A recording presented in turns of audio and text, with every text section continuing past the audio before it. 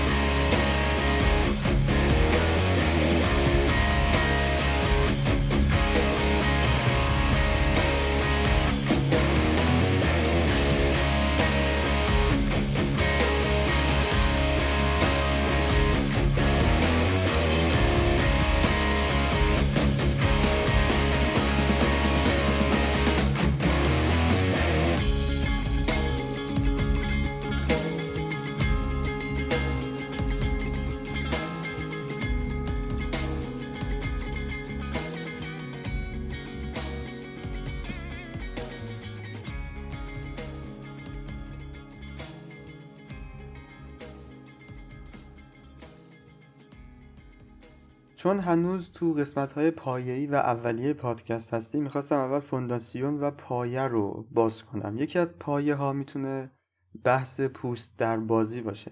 این بحث خیلی گسترده است و تقریبا تو همه زمینه‌ها وجود داره. حالا ما چون درگیر بازارهای مالی و این چیزا هستیم، فقط توی این محیط بررسیش می‌کنیم. همه این مطالب از کتاب پوست در بازی نوشته نسیم نیکولاس طالب و استادای خودم هست. در واقع من هیچ نظری این وسط ندادم و حرفای کسانی هستن که در واقع دانشمند و تریدرهای واقعی و تایید شده است. احتمالاً همه حداقل یه بار توی اینستاگرام این آدمایی که بالا پایین میپرن و مثلا بورس ایران و فارکس یا طلا رو تحلیل میکنن دیدید و مثلا لایف هم میذارن و برای خودشون حرف میزنن و تحلیل‌های گسترده و زیاد و اینا میزنن. مثلا میگن آقا طلا میریزه یا بورس ایران فلان سهم میره بالا و اینجور حرفا.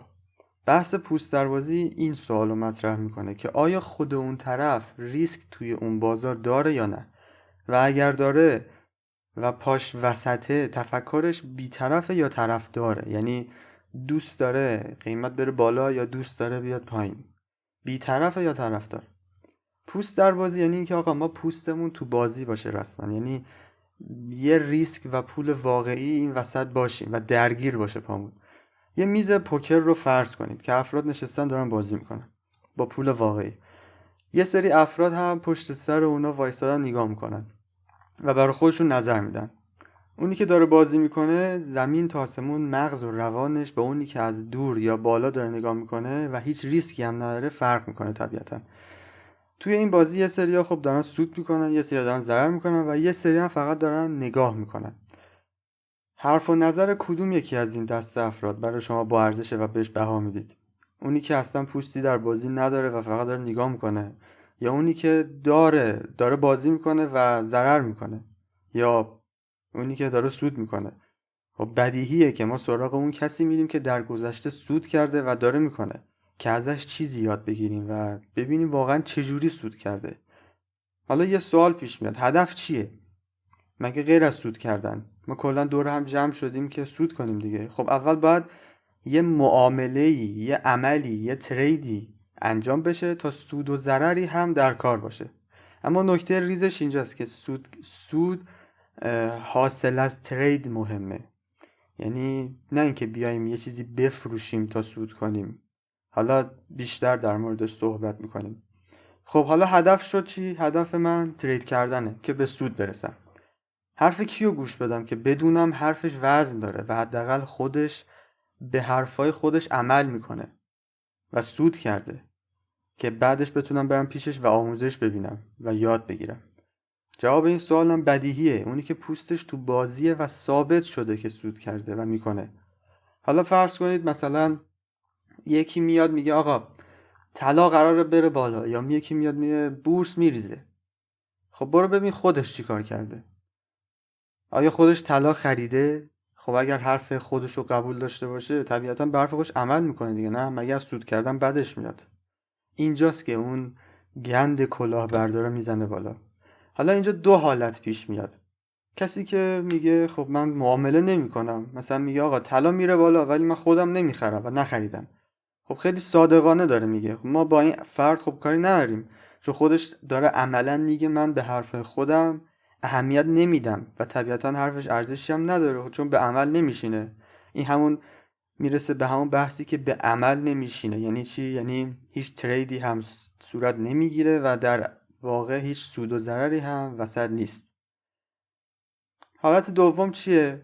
کسی که حرف میزنه، مثلا میگه فلان چیز بالا میره یا پایین میره و میگه که خب من خودم هم بهش عمل میکنم. یعنی مثلا میگه طلا میره بالا، خب خودم هم طلا خریدم. خب به نظر شما اینجا نباید طرف یه مدرکی ارائه بده که واقعا این کارو کرده یا نه، و واقعا هم در گذشته و در میانگین زمان تونسته سود کنه. مدرک منظور عکس یا حرف یا فیلم و اینا نیست. مدرک یه لینکه، یا یه لینک استیتمنته، یا یه لینک پروفایل داخل یه کارگزاری، یه سازمان معتبری، جایی که بشه کلا طرف رو تایید کرد و گذشته و رزومه کاری اون طرف رو دید. یا حتی اصلا اگر فرض کنید لینک نداشت، بگو آقا من اون موقع مثلا لینک وجود نداشته نتونستم بسازم، یکی بیاد بشینه آقا حرفای اون طرف رو یه جایی سیو کنه و حساب کتاب کرده باشه که آقا این طرف که داره حرف میزنه توی 3 ماه گذشته روی حرفای خودش سود کرده یا نه. دقیقا میخواستم به همینجا برسم. حرف کسی رو گوش کنید که اولا پوستش تو بازی باشه، یعنی یه پول و ریسکی داخل بازار داشته باشه، و دوم سود کرده باشه. هدف سود کردن بود به وسیله ترید کردن. پوست در بازی کلا اسم یه کتابه از آقای نسیم نیکولاس تالر. اسم انگلیسیش میشه Skin in the Game. ترجمه هم شده، خیلی راحت میتونید تهیه کنید. حتما این کتابو پیشنهاد میکنم بخونید، خیلی خیلی میتونه مفید باشه کلا توی زندگیتون و مخصوصا این بازارهای مالی. این بحث پوست دروازی میتونه خیلی گسترده باشه و واقعا ما رو میتونه در مسیر یادگیری از شر این کلاهبرداران نجات بده، چون بالاخره پایه رو باید خیلی قوی ساخت و از کسی آموزش ببینیم که خودش به آموزش‌های خودش عمل میکنه و مدرک داشته باشه. همین. پس این بار که داخل این شبکه‌های مجازی بودید و کسایی رو دیدید که در مورد بازارهای مالی نظر میدن، اول بپرسید مدرک معامله و ترید خودتون کجاست؟ آیا در مقابل حرفایی که میزنید مسئولیت میپذیرید یا نه؟ این کلمه مسئولیت هم کلمه خیلی مهم و کلیدیه، همیشه یادتون باشه. با همین سوال میتونید افراد بی سواد و کلاهبردار رو از افراد با سواد و معتبر جدا کنید، چون اون کسی که معتبر و سودده باشه با افتخار اون مدرکش رو به اشتراک بیاره. منظور کسیه که ادعا میکنه یا یه چیزی رو میفروشه. مثل این بحثای فروش پکیج و کانال VIP و فروش ایندیکیتور و اکسپرت و هزار تا چیزای دیگه. مثلا میگن آقا در 30 روز تریدر شوید، یا با این پکیج میتونید روزانه 100% سود کنید، میلیونر شو، مثلا میلیاردر شو، دوره آموزشی فلان کس، دوره فلان. همیشه هم ادعای بزرگ نباید باشه، ادعای کوچیک هم باید اثبات بشن، حتی یه دوره آموزشی ساده، چون شما دارید وقتتون میذارید. اول از اینا مدرک بخوای که خودشون سود کردن یا نه. بعدش که تایید شد، خب ما هم میریم پیشش یاد میگیریم تا سود کنیم، چون مطمئن میشیم که خود طرف به حرف خودش عمل کرده و سود کرده واقعا در بلند مدت، یعنی واقعیه. یه ضرب مثل روسی هم هست که میگه که trust but verify، یعنی اعتماد کن ولی تایید کن.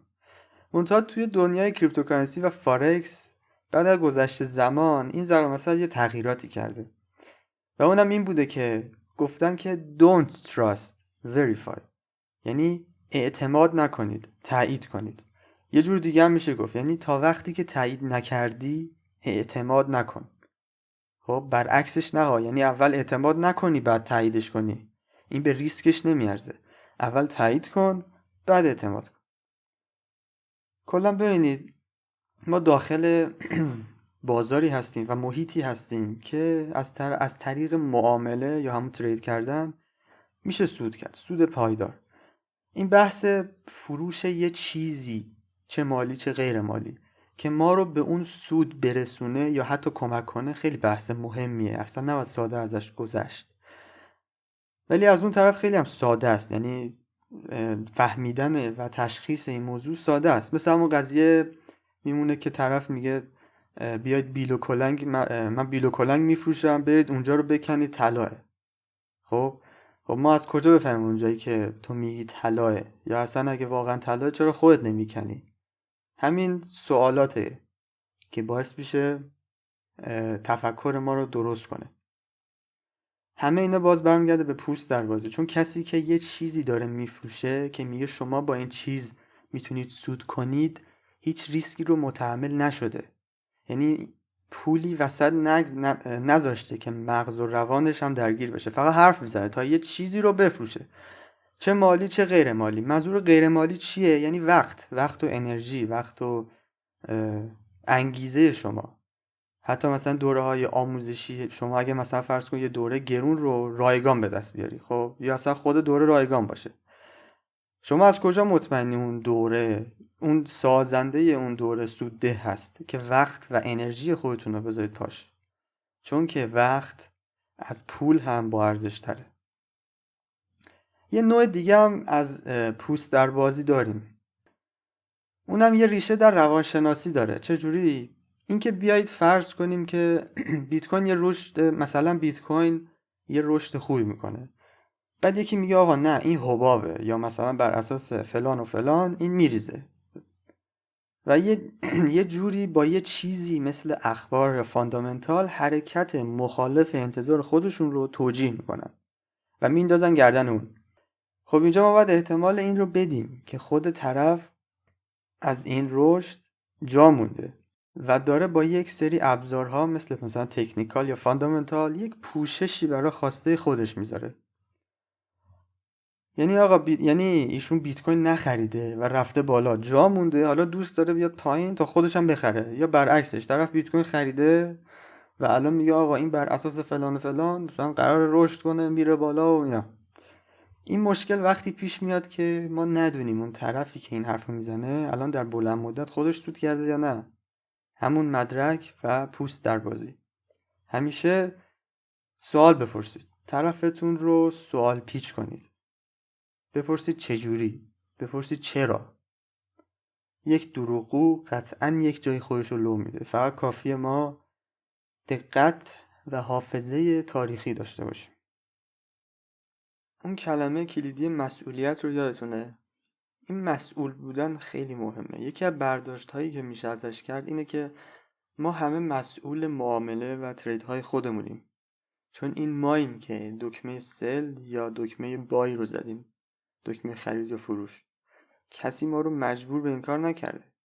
پس اگر جایی اشتباه کردیم یا یه ضرر کردیم، تمام مسئولیت ترید به عهده خودمونه و نباید گردن عوامل خارجی مثل نهنگ، مثل اخبار، مثل فاندامنتال یا هر چیز دیگه بندازیم، چون اینجوری باعث میشه که اون ریسک و اون پوستی که تو بازی داشتیم بیفایده باشه و خیلی راحت ازش خارج بشیم. یعنی به جای اینکه تجربه مفیدی برامون بسازه و ازش عبرت بگیریم و کیفیت تریدهای خودمون رو بالا ببریم، راحت توجیه میشه و تمام میشه، فراموش میشه، در صورتی که نباید اینجوری باشه. باید از تجاربمون استفاده کنیم و هدف بهینه کردن خودمونه. پس با همین تجربه ها میتونیم خودمون رو بهینه کنیم، چون که تجربه حرف اول رو میزنه. شما بهترین سیستم معاملاتی دنیا رو هم داشته باشید، باید تجربه کسب کنید، باید روانتون رو بشناسید و بسنجید. سنجیدن یعنی چی؟ یعنی اینکه در چه مواقعی و چه شرایطی شما چه واکنشی نشون میدید. این مکانیزم بدنتون و روانتون رو که بشناسید میتونید تغییرش بدید، میتونید ازش سوء استفاده کنید. چون این ماییم که، یعنی در واقع این ماییم که باید تغییر کنیم. مارکت ها و بازارهای مالی برای ما تغییر نمی کنن. این ماییم که باید خودمون رو وفق بدیم، باید بهینه کنیم خودمون رو، و تنها با تجربه کردنه که میتونیم این بحث مدیریت روانی و ریسکیمون رو بهینه کنیم. پس در عمل پوست در بازی نه تنها باعث تشخیص افراد اطرافمون میشه، بلکه باعث پیشرفت و بهینه شدن ما در بازارهای مالی میشه. مرسی که گوش دادید و وقت گذاشتید. امیدوارم که مفید باشه براتون. پرسود و پایدار باشه.